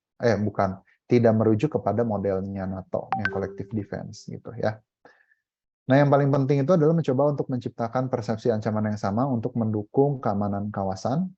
Bagaimanakah kemudian keamanan kawasan ini bisa diraih? Kalau misalkan negara-negara yang ada di kawasan tersebut itu memiliki persepsi ancaman yang sama, gitu ya. Jadi cita-citanya itu adalah kerjasama dan integrasi pada regionalisme di bidang keamanan yang sifatnya itu collective security. Nanti kalian juga harus ada di regional security itu juga ada bedanya antara collective defense, collective security, lalu ada security community, itu beda-beda, gitu ya. Teorinya misalkan ambil dari Carl Dutch, gitu ya, security community itu misalkan caranya sebuah komunitas keamanan di suatu kawasan itu bisa terbangun dengan baik tanpa membangun yang namanya collective defense. Collective defense itu doktrin utamanya itu kan satu merasa terancam adalah ancaman bagi semua, itu NATO gitu ya. Tapi seperti ASEAN Political Security Community, itu security community yang menganggap ya setiap satu kesatuan itu otonom dalam konteks persepsi ancaman dan keamanannya. Tapi yang jelas kata-kata kunci dalam security community itu misalkan seperti confidence building gitu ya. Lalu kemudian preventive diplomacy begitu ya. Lalu building trust segala macam lah ya, saya juga udah lupa lagi. Tapi intinya adalah ASEAN itu security community yang menganggap yang paling penting itu adalah satu negara dengan negara lain itu bukan ancaman. Tapi silahkan kalau negara yang lain itu mau beraliansi dengan negara di luar seperti Malaysia dengan FPDA. Nah, intinya itu adalah bagaimana security community ini bisa tercapai dengan banyaknya forum seperti yang terjadi di ASEAN Political Security Community. Itu kan APSC itu banyak sekali forum-forum turunannya. Ada ARF, ASEAN Regional Forum, ada ADMM, ASEAN Defense Ministerial Meeting, ada ADMM Plus, ada SOMTC, banyak sekali bahasan-bahasan tentang ASEAN Political Security Community. Dengan makin banyak forum, maka collective defense itu tidak diperlukan. Dan ini bisa dilihat dari negara-negara di ASEAN itu punya persepsi ancaman terhadap negara tetangganya nggak sih? Gitu. Dan ini harus dilihat dari apakah tiap tahun budget militer negara-negara anggota ASEAN itu naik secara signifikan. Ada satu negara yang naik secara eksponensial, gitu ya, budget militernya. Ini harus jadi pertanyaan, kenapa? Apakah dia itu merasa terancam dengan negara sebelahnya, yang tetangga dekatnya, atau tetangga jauhnya? Misalkan China, misalkan gitu ya. Nah, itu yang biasanya dicegah dalam security community. Security community itu mencoba untuk tanpa collective defense, tapi negara-negara itu merasa aman berada di kawasan tersebut, gitu ya. But there is a problem in regional security. Nah, yang paling penting itu adalah untuk membangun keamanan regional yang ideal, kita harus melihat bahwa pattern of enmity and enmity in the region itu juga sangat mempengaruhi kondisi regional security atau arsitektur regional security yang ada di kawasan. Misalkan begini, pola pattern of permusuhan, pola permusuhan dan persahabatan. Jadi kalau misalkan kita terjemahkan ini, permusuhan itu ya secara historis Malaysia dengan Indonesia itu arch enemy begitu ya. Tapi apakah kemudian dia itu menjadi relevan dengan kondisi kekinian gitu ya. Begitu juga konflik Kamboja dan Thailand di ASEAN seperti itu gitu ya. Nah, kita juga harus melihat itu dalam pola historisnya. Jadi ada beberapa negara yang masih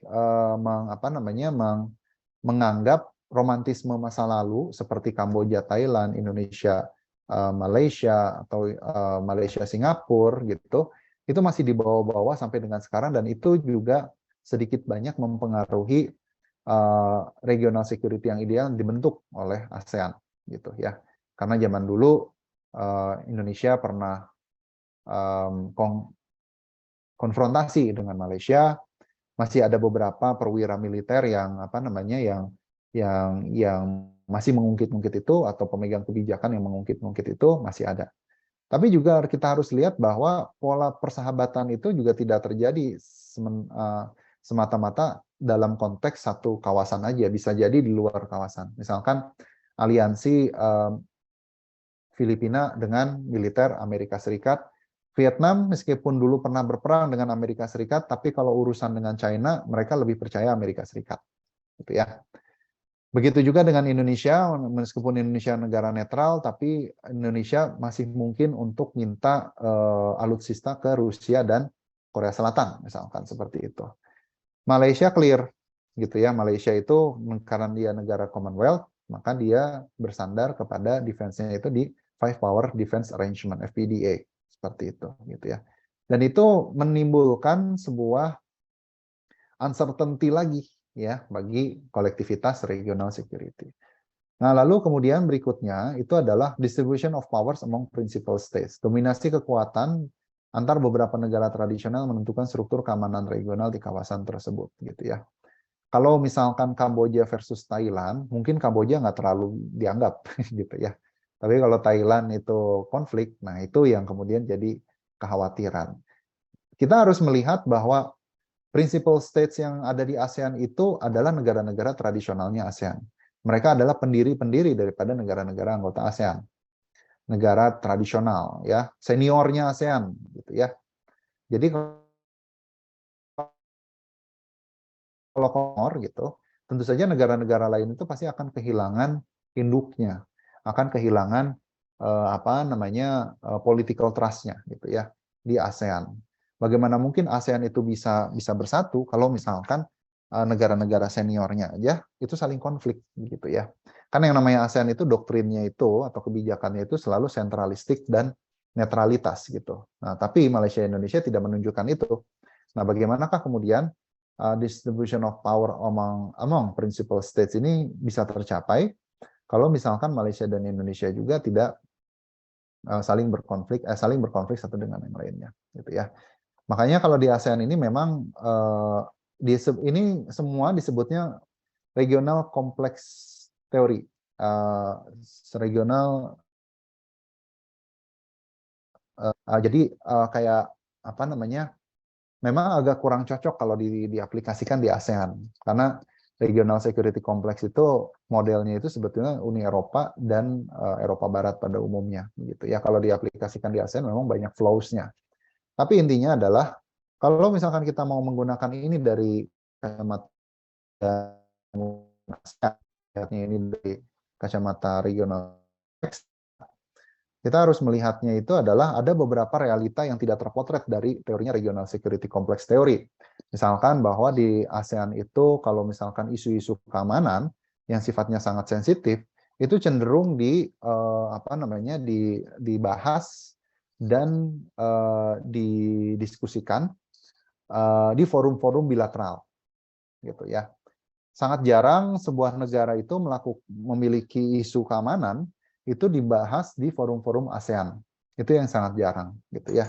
Karena forum bilateral itu seperti SIPA dan Ligitan, lalu kemudian Ambalat, kasus Kuil Praviher di Kamboja, Thailand, itu selalu dibawanya ke diplomasi-diplomasi tingkat bilateral.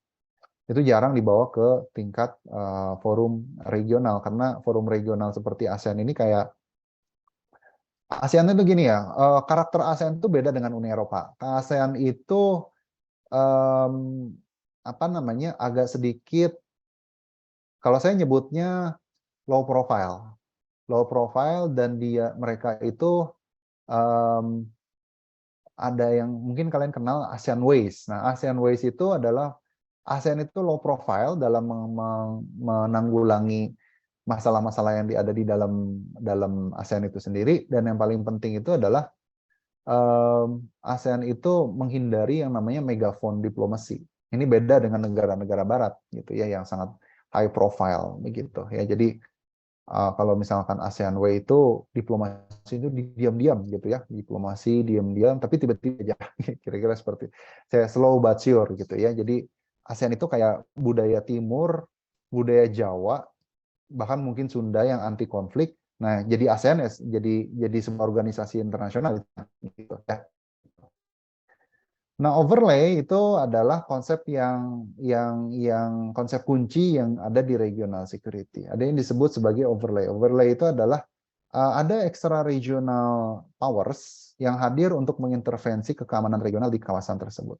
Baik Cina maupun Amerika Serikat itu pasti akan sangat concern dengan Laut Cina Selatan di kawasan ASEAN. Kita tahu bahwa Laut Cina Selatan itu secara geografis terletak di ASEAN, di kawasan Asia Tenggara. Tapi kalau ada sesuatu di situ, pasti yang terlibat itu nggak cuma Cina dan negara-negara anggota ASEAN, claimant island atau claimant states daripada South China Sea, tapi juga pasti Amerika Serikat akan terlibat di sini, gitu ya.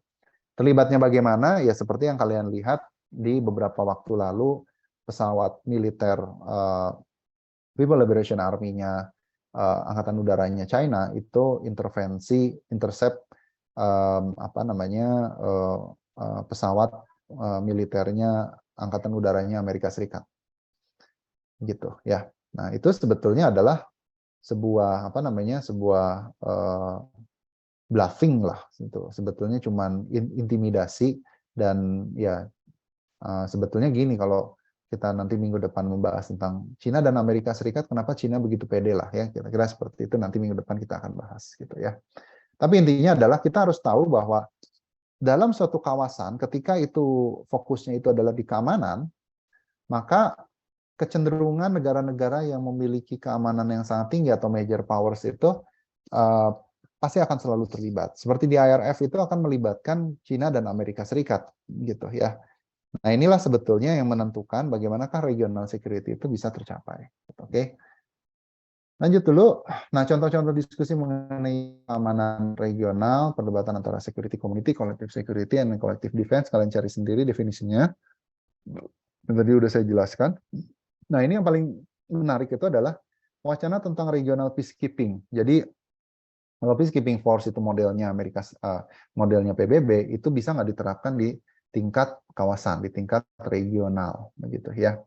Isu ini sebetulnya sudah lama ya, didorong oleh Indonesia sejak tahun 2011 sampai 2013 sebetulnya. Tapi kembali lagi, regional peacekeeping ini tidak semudah membalikkan telapak tangan.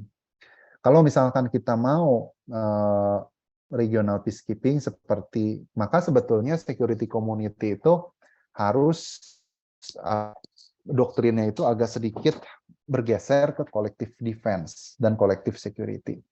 Maksudnya gimana? Maksudnya begini, ya kalau misalkan kita komit dengan peacekeeping force di PBB, sebetulnya tentara itu harus siap dikomandoi oleh siapapun, even itu di luar negaranya, karena dia punya istilah kayak sebagian kedaulatannya dia itu diberikan ke PBB. Maka PBB berhak untuk menentukan komandan batalion sekian itu dikomandoi oleh negara lain. Nah, ini yang biasanya menjadi dalam konteks regional, dalam konteks kawasan, ini yang kadang menjadi alergi gitu ya di kawasan-kawasan tertentu. Kenapa alergi? Karena kalau dalam konteks NATO itu mungkin dilakukan karena kan NATO itu dibentuk setelah Perang Dunia II itu terjadi gitu ya. Artinya negara-negara Eropa Barat itu benar-benar udah endure, udah apa namanya, udah militernya udah habis-habisan gitu ya. Tapi kalau misalkan kita lihat di Indonesia atau di ASEAN itu mungkin nggak sih? Nah, karena kalau kita bicara tentang collective security and collective defense, itu yang namanya misalkan di Uni Eropa atau negara-negara anggota NATO, komandan batalion itu bisa diambil dari negara lain. Nah, ini yang menjadi alergi. Bagaimana mungkin? Mungkin nggak sih misalkan batalion infanteri di Indonesia seperti di mana namanya di Bandung gitu ya, Yonif, lagi kosong nih posisinya gitu ya. Nah, kebetulan di mana namanya di Malaysia itu ada bintang 1 nih lagi non-job. Nah, kemudian yang bintang 1 orang Malaysia itu jadi batalion infanteri di Indonesia. Tentu saja pasti banyak yang nggak mau. Karena yang namanya militer itu masih tradisional. Pikirannya dia militer suatu negara lain itu pasti dianggap musuh. Ya terlalu gengsi kalau misalkan batalion infanteri itu di Indonesia apa namanya harus dikomandoi oleh seorang brigjen atau maijen di mana namanya dari Malaysia. Wong di Indonesia aja udah banyak kok kolonel sama brigjen yang non-job, yang ngapain juga nyari ke luar negeri kan gitu. Nah itu mungkin hanya apa namanya hanya bisa dipraktekkan di negara-negara atau kawasan-kawasan barat yang apa namanya manpower-nya itu sedikit gitu ya, manpower-nya sedikit, military manpower-nya itu minim banget, SDM-nya minim banget gitu ya. Dan agak sulit kalau dipraktekkan di negara-negara di kawasan Indonesia lah. Kalau di Indonesia itu SDM-nya luar biasa banyak gitu ya. Dan banyak sekali yang non-job gitu. Jadi ngapain kita ngambil SDM dari luar gitu ya. Apalagi itu adalah militer gitu ya. Nah, seperti itu. Kemudian berikutnya perbedaan persepsi ancaman antar negara kawasan itu menjadi hambatan membentuk sebuah regional security. Dan nah, pertanyaannya itu adalah efektif nggak sih forum-forum keamanan dan dalam PSC gitu ya? Karena PSC itu ya, ini orang Kemlu ya yang ngomong ya, bukan saya. Tapi kalau saya nanya tentang ASEAN Political Security Community, ARF, whatsoever, itu menurut mereka ngaruh nggak sih apa namanya persepsi ancaman negara-negara? Ya sebetulnya yang namanya forum-forum itu sifatnya hanya shop talk saja, gitu ya, ngobrol aja, ngerumpi aja, gitu ya. Ya itulah kalau di ASEAN itu kan kalau kita bicara tentang ASEAN itu frustrated-nya bicara tentang ASEAN itu adalah kayak banyak talking gitu ya, tapi konkretnya nggak ada gitu ya. Tapi dari talking itu kira-kira ngebangun nggak sih persepsi ancaman bersama, negara lain itu tidak menganggap negara tetangganya itu musuh dan seterusnya, itu ngaruh nggak sih? Dan itu sesuatu yang tidak kita bisa ukur gitu ya. Satu-satunya yang kita bisa ukur itu adalah budget militer tiap negara anggota ASEAN di kawasan itu naiknya signifikan atau tidak. Gitu ya. Exponentially nggak sih budget militernya gitu. Seperti China, kalau misalkan kita lihat ekonominya naik, militernya exponentially naik juga.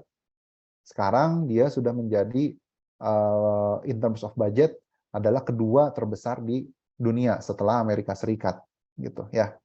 Nah, itu yang jadi pertanyaan gitu ya. Nah, apakah dengan banyaknya tetangga itu saling ngobrol di pendopo komplek begitu ya, kira-kira trustnya, building trustnya itu terbangun nggak sih dengan alamiah, sehingga antar tetangga itu tidak menganggap ancaman gitu. Security dilemanya bisa kita. Nah, itu kita belum tahu, belum ada apa namanya kajian tentang itu gitu ya. Tapi yang intinya adalah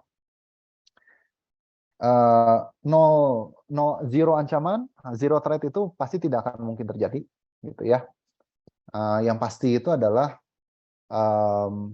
kita tetap harus stay vigilant, artinya tetap harus waspada gitu, bahwa negara lain pasti ada temptation untuk menguasai negara tetangga kalau misalkan kita rentan dan lemah lah, kira-kira seperti itu gitu ya. Itu akan selalu ada gitu ya. Nah, tentu saja yang paling penting itu adalah aliansi militer dengan aktor di luar kawasan seperti tadi FPDA dan seterusnya gitu ya. Kalau keamanan internasional ini nanti minggu depan akan kita bahas lebih banyak lagi, tapi intinya adalah negara sebagai aktor utama dan negara itu punya militer ya. Oke, all military view gitu. Jadi kalau misalkan kita lihat Busan, Wyvern, and Wilde, tadi yang saya katakan bahwa kalau kita bicara keamanan internasional sifatnya sangat state-centric sekali gitu ya. Dan tujuannya kenapa kemudian negara itu sangat state-centric dalam konteks keamanan internasional, karena kekuatan power dari suatu negara yang selalu saya sampaikan, konsep-konsep realis itu berlaku di sini, di mana teknologi suatu negara itu menentukan power politics dari negara tersebut, gitu ya. Jadi jangan sampai kita berpikir bahwa dengan banyaknya bagaimana kita bisa menganggap bahwa soft power itu pada akhirnya bisa menjadi political power yang utama ya. Kalau misalkan tidak ada dampak materialnya atau dampak konkretnya, fisiknya ya tentu saja itu akan sangat sulit gitu ya. Gitu. Jadi the use of force ini yang kita bisa bisa sampaikan bahwa negara itu adalah main reference object. Main reference object itu maksudnya adalah objek yang dilindungi, yang paling utama yang dilindungi, dan yang paling penting itu adalah negara ini memiliki keistimewaan yang tidak dimiliki oleh sipil, begitu ya. Sama seperti di keamanan nasional kita bahas, misalkan kenapa militer itu harus diatur, misalkan gitu ya. Kenapa militer itu di beberapa negara tidak memiliki hak pilih? Kenapa militer itu tidak boleh berpolitik, gitu ya. Nah itu biasanya dari asumsi-asumsi realis yang mengatakan bahwa karena militer itu punya license to kill, kalau misalkan ada konflik kepentingan yang sifatnya politis, khawatirnya seperti yang terjadi di tahun 65, yaitu pasukan militer itu digunakan untuk membunuh mereka yang berseberangan, gitu ya. Karena mereka punya akses ke power. Power itu apa? Senjata, gitu ya. Nah, senjata ini yang kemudian menentukan power daripada suatu pihak. Jadi kalau misalkan militer itu tidak diatur dan yang paling penting itu adalah man behind the gun-nya siapa, khawatirnya itu adalah kejadian-kejadian seperti yang terjadi di mungkin kalian pernah dengar peristiwa cebongan di Jogja gitu ya. Nah nanti kalian lihat sendiri itu bagaimanakah kalau misalkan militer itu nggak diatur seperti itu gitu ya. Itu sangat bahaya sekali gitu. Oke. Karena militer itu punya akses ke barang yang sifatnya sensitif dan memiliki power, yaitu senjata gitu. Kalau mereka punya keistimewaan itulah, maka mereka harus diatur gitu ya. Yang atur siapa? Adalah masyarakat sipil gitu ya. Nah, itu nanti biasanya kita bahas dalam contoh-contoh diskusi mengenai isu keamanan internasional ini banyak sekali. Seperti yang saya selalu mengangkat isu ini di skripsinya begitu. Tapi kalau misalkan kalian itu nanti suka dengan studi strategis atau kajian-kajian strategis, kalian harus tahu bahwa bukan berarti itu tidak bisa, perang itu udah nggak ada lagi sekarang ya. Paling mungkin perang yang terjadi sekarang antara invasi Rusia ke Ukraine gitu ya. Nah tapi kalau misalkan kalian pengen tahu bahwa ya kalau skripsi tentang atau riset tentang perang Rusia itu kan banyak banget gitu ya. Tapi boleh nggak sih saya meneliti atau mengambil makalah misalkan dengan melalui tugas itu dengan melihat perang yang terjadi di masa lalu begitu ya.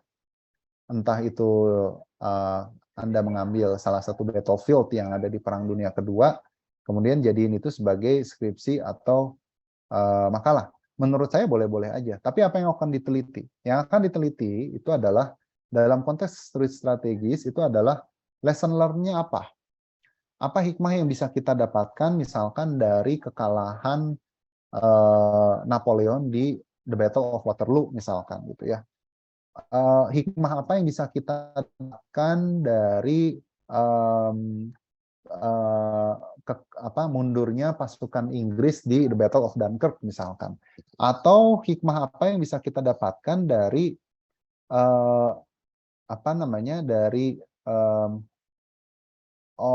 dari rencana serangan yang gagal yang dilakukan oleh Jepang ke The Battle of Midway, misalkan gitu. Nah, seperti itu. Ya, jadi kita akan melihatnya itu dari bingkai yang besar, gitu. Kenapa kemudian perang ini terjadi tidak sesuai dengan rencana? Hikmah apa, lesson learn apa yang kemudian kita bisa ambil di sini, kita petik di sini. Atau misalkan seperti kenapa Amerika Serikat kalah di Vietnam, gitu aja ya, gitu. Nah, itu juga sebetulnya bisa kita teliti dari kajian-kajian strategis. Faktor-faktor apa saja yang membuat Amerika Serikat itu kalah perang di Vietnam. Itu banyak banget. Oke?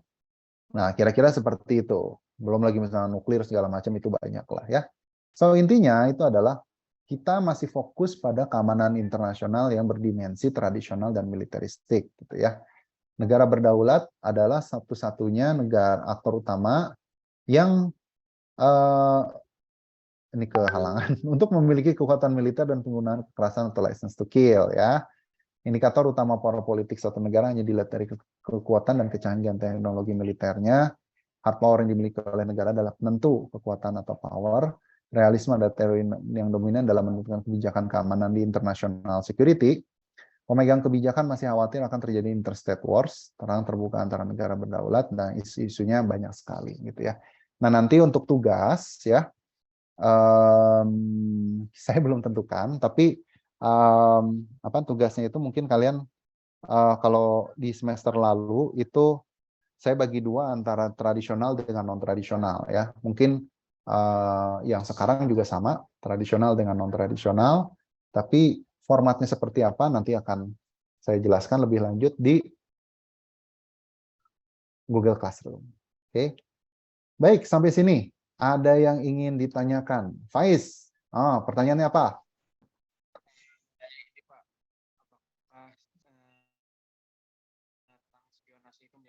Halo Is, nggak kedengeran suaramu? Halo, udah ada suara belum Pak? Ya, bolehlah, lumayan kedengeran. Gimana? Menanya ini Pak, apakah spionase atau ya mata-mata itu menjadi ancaman nyata dalam keamanan global Pak? Oke, itu dulu ya. Oke, spionase, menarik pertanyaannya. Ini sambil materi minggu depan ya. Satu lagi deh, sebelum spionase, sebelum Faiz. Arsya, silakan. Oke, baik. Terima kasih Pak atas kesempatannya. Tadi saya mau bertanya nih Pak. Tadi itu kalau nggak salah itu di contoh konkret mengenai keamanan tradisional sebagai isu yang bersifat state-centric itu kan di poin nomor 3, urusan pemerintahan atau militer adalah bagian dari pelayanan public service sehingga tidak melibatkan aktor non-negara seperti perusahaan swasta. Nah, pertanyaan saya gini Pak, apakah dengan munculnya industri militer atau tentara bayaran itu sebenarnya udah penyimpangan dari poin nomor 3 ini Pak? Itu dari saya. Makasih Pak. Oke, dua aja ya. Pertama tadi dari Faiz tentang spionase. Nah, spionase ini saya akan bahas mungkin minggu depan tentang intelijen, gitu ya. Dan ini lama banget nanti ngebahasnya. Tapi intinya gini, apakah ini akan menjadi ancaman terhadap keamanan global? Nah, praktek spionase intelijen itu sudah pasti akan dilakukan oleh seluruh negara di dunia berdaulat, gitu ya. Even dalam konteks diplomasi kita menganggap oke, Anda adalah sahabat, teman, gitu ya. Tapi at the end of the day, spionase itu pasti akan selalu dilakukan. Nah, spionase ini jenisnya banyak. Ada kalau kita spionase itu kayak mata-mata intelijen itu ada human intelligence, apalagi ada technological intelligence, ada signal intelligence, nah banyak banget. Nah, itu nanti akan kita jelaskan mungkin minggu depan gitu ya. Apakah itu akan jadi